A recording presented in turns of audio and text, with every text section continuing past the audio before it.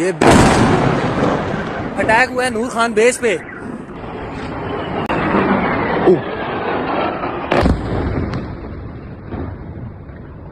मारेंगे, ये कर देंगे, और हमारे पता नहीं क्या है डिफेंस सिस्टम है, सब नष्ट हो गया, फेल हो गया, खत्म हो गया, जमीन बोस हो गया है। इस वक्त पाकिस्तान का एयर डिफेंस सिस्टम नाकाम हो चुका है, यानी पाकिस्तान की जो एयर स्पेस है वो इंडिया के लिए खुली हुई है। इंडिया जब चाहे जहां चाहे वहां मिसाइल दाग सकता है और पाकिस्तान उसको इंटरसेप्ट नहीं कर सकता। इसके जवाब में जो पाकिस्तान मिसाइल फेंक रहा है उनमें से एक भी मिसाइल नहीं। कल मैं सुन रहा था CNN को, हमारा डिफेंस मिनिस्टर इंटरव्यू दे रहा था, तो इस तरह के इंटरव्यू तो मैंने जब सुना तो मैं हैरान हुआ कि एक एंकर उससे पूछते हैं कि आप कह रहे हैं कि पाकिस्तान ने 5 जहाज गिराए हैं, इसका कोई प्रूफ, कोई सबूत है? तो ये कहता है सोशल मीडिया।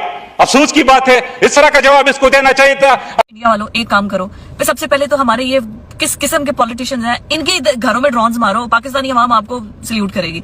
खाजा साहब भी CNN में जाके इंटरनेशनल बेइज्जती करवा रहे हैं, डिफेंस मिनिस्टर होके कह रहे हैं हमारी सोशल मीडिया पे देख लें, आप हमारे छोड़े उनके सोशल मीडिया पे देख लें, हमने उनके जहाज गिरा दिए हैं। पूरी दुनिया, राफेल की कंपनी, जो कंपनी है जिसके राफेल तैयारे हैं, वो कह रहे हैं, इंडिया कह रहा है। आप डिफेंस मिनिस्टर, आप इंटरनेशनल जाके जलील हो रहे हैं जी सोशल मीडिया पे। Social media, Wikipedia, internet is not a source of information. अगर आपको लगता है कि आपका source of information social media होगा तो फिर तो पीका एक्ट सबसे पहले आप पे लगना चाहिए। आज भारत में ये खबर आई है कि उन्होंने अपने आर्मी चीफ को फ्री हैंड दे दिया, नरेंद्र मोदी ने, कि भाई 25 लाख आर्मी को जैसे चाहे इस्तेमाल करो, जैसे चाहे मर्जी पाकिस्तान पे अटैक करो। अगर पाकिस्तान की बात करें तो हमारे पास एक्टिव नॉन एक्टिव कम से कम 10 लाख के करीब आर्मी है। एक तरफ 25 लाख आर्मी और एक तरफ 10 लाख। ये वायरल होती हुई हमने देखी, जिसमें बताया गया कि हिंदुस्तान के कुछ एयरक्राफ्ट हमने क्रैश किए हैं।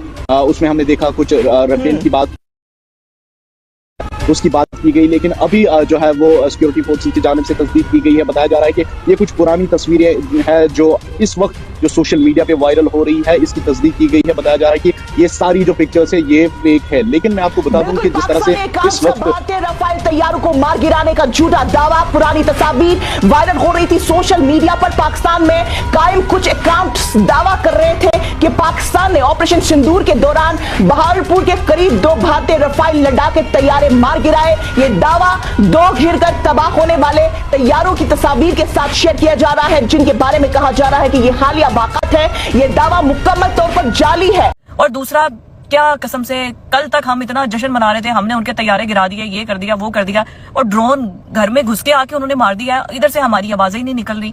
भाई हमारी फौज तो लड़ी रही है, वो तो ड्रोन के फेंक रही है। पॉलिटिकल लीडरशिप ने फैसला लेना होता है। हमारी पॉलिटिकल लीडरशिप, राना सनाउल्लाह साहब कह रहे हैं हमने उनके गिरा तो दिए जहाज, अब हम उससे क्या बदला लें? हमने तो ले लिया ना, हमने जो कर दिया, अब जब वो करेगा तो फिर देखी जाएगी। कर दिया उन्होंने, आ गए आपके वो लाहौर तक। कहा जा रहा था जी लाहौर तक नहीं आएंगे, पिंडी, लाहौर, कराची, हर जगह उन्होंने अटैक कर छोड़ा है, चाहे ड्रोन से ही किया। भाई who the hell are they? वो कैसे ड्रोन से भी अटैक कर सकते हैं? हमारे यहाँ पाकिस्तान में एक माइंडसेट है कि दोनों न्यूक्लियर पावर्स हैं, लिहाजा अब कोई एटमी जंग दोनों मुल्कों के दरमियान कोई अफोर्ड ही नहीं कर सकता। यही बात आपने कही कि उनकी इकोनॉमी तबाह हो जाएगी। और मगर बात यह है कि भारत ने पिछले 2 सालों में $100 अरब का कन्वेंशनल असलाह खरीदा है। $100 बिलियन ऑफ कन्वेंशनल वेपन्स उन्होंने S-400 सिस्टम। लेकिन उसकी वजह से हमारा न्यूक्लियर थ्रेशोल्ड नीचे आ गया है ना। न्यूक्लियर थ्रेशोल्ड, उनको मालूम है कि हमारा न्यूक्लियर थ्रेशोल्ड क्या है, और द डॉक्ट्रिन जो वो बिल्ड कर रहे हैं वो इसीलिए है कि हम अपने न्यूक्लियर वेपन्स तक जा ही ना सकें, क्योंकि हमारे पास उनकी इस कन्वेंशनल फोर्स को रिस्पॉन्ड करने के लिए कंपैटिबल फोर्स है ही नहीं। जो कोल्ड इंडिया ने ये जो ड्रोन्स भेजी है ना यहाँ, इससे ये लगता है कि इंडिया समझता है पाकिस्तान कुछ करेगा और फिर इंडिया को कुछ करना पड़ेगा। इसलिए वो टेस्ट कर रहे हैं ये ड्रोन्स भेज के यहाँ कि आपके डिफेंसेस कैसे हैं यहाँ। So they have an eye on your air defences. उनको समझ आ रही है कि LOC के ऊपर दोनों फौजें आई टू आई बॉल बैठी है, वहाँ किसी ने अंदर नहीं आना, किसी ने ज़्यादा बाहर नहीं जाना, अपनी पोजीशंस होल्ड करनी है, आर्टिलरी शेलिंग होनी है, कोई लंबी चौड़ी बैटल्स नहीं होनी। अच्छा, जो एयर वॉरफेयर है ना वो होगी, वेदर बाय एयरक्राफ्ट और बाय मिसाइल्स। वहीं टैलीज होंगी कि इतने मारे, इतने गिराए, इतना ये हुआ, इतना वो, अपनी आवाम को खुश करने के लिए, हम इधर और वो उधर। इसलिए उन्होंने ये ड्रोन्स भेजे थे टू चेकआउट, और आपको कौन, और ये और करेंगे ये। अच्छा, तो अब सवाल ये है कि हम क्या करेंगे। हमारी हुकूमत ने एक मौका लिया है कि हमने फौज को इजाज़त दे दी है कि वो खुद फैसला करे कि कब करेंगे, कैसे करेंगे और कहाँ करेंगे। हमें पूछने की ज़रूरत नहीं है। ये बात मानने की है कि ही इज डिटर्मिन्ड। जब वो एक चीज कहते हैं, जैसा कि उन्होंने राम मंदिर का कहा था, बाबरी मस्जिद के ऊपर उन्होंने आर्टिकल 370 का कहा हुआ था, उन्होंने सर्जिकल स्ट्राइक्स का कहा हुआ था, हर वो चीज जो कहते हैं फिर वो उसके ऊपर अमल करते हैं, उसमें एक सेंस ऑफ डिटर्मिनेशन है।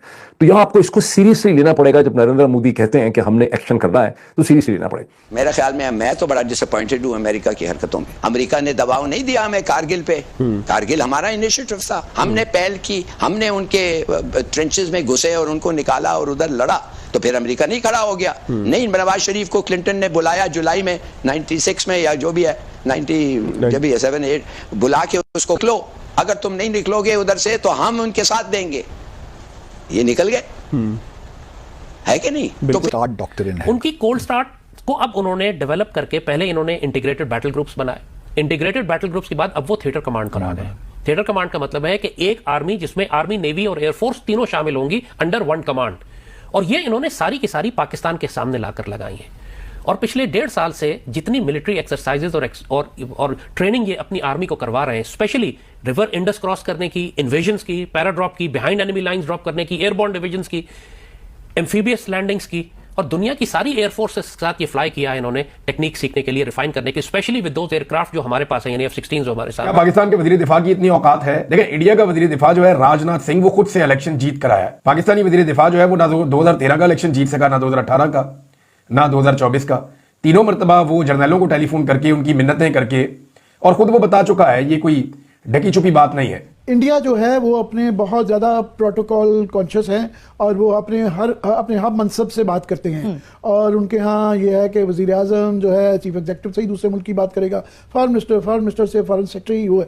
हमारे यहाँ ये एक तरीका कार रहा है, इसको हमारी खूबी कह लें, खराबी कह लें, कि हम कोई इतने प्रोटोकॉल के वो नहीं करते। यहाँ असिस्टेंट सेक्रेटरी भी आते रहे हैं तो प्राइम मिनिस्टर जो है ना उनको मिल लेते हैं। अच्छा। इसको आप अपनी समझ लें कि सिस्टम की खराबी है या अच्छाई है कि हम इन चीज़ों में इतना नहीं घुसते, हमें परवाह नहीं होती। दूसरा ये है कि हमारी इंडिया जो है अपने आप को वो बहुत वो बिग लीग में समझता है और उनका हमेशा ये इशू रहता है। वो ये कहते हैं कि हमारे साथ बहुत हो गया, कभी मुंबई स्टॉक एक्सचेंज हो जाता है, कभी उड़ी हो जाता है, कभी कारगिल होता है, कभी पठानकोट होता है, पुलवामा हो गया, मुंबई के अंदर दहशतगर्दी हो गई, और हम सब कुछ करके देख चुके हैं। हमने 2016 में उड़ी के बाद हमने सर्जिकल स्ट्राइक को ग्राउंड अटैक करके देख लिया, पुलवामा के बाद सर्जिकल स्ट्राइक करके देख लिया।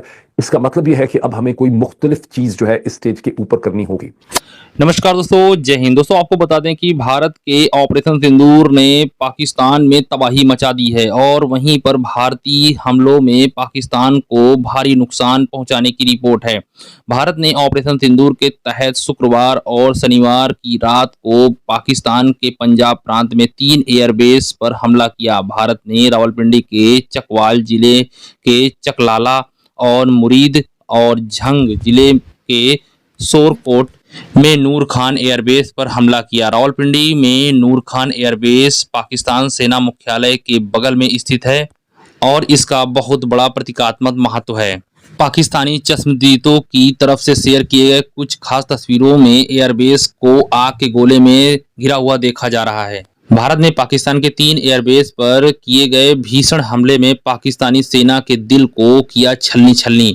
इसी पे दोस्तों पूरा वीडियो है। अगर दोस्तों वीडियो अच्छा लगा हो तो हमारे चैनल जरूर सब्सक्राइब कीजिएगा, लाइक कीजिएगा। दोस्तों मिलते हैं नेक्स्ट वीडियो में। धन्यवाद दोस्तों, जय हिंद।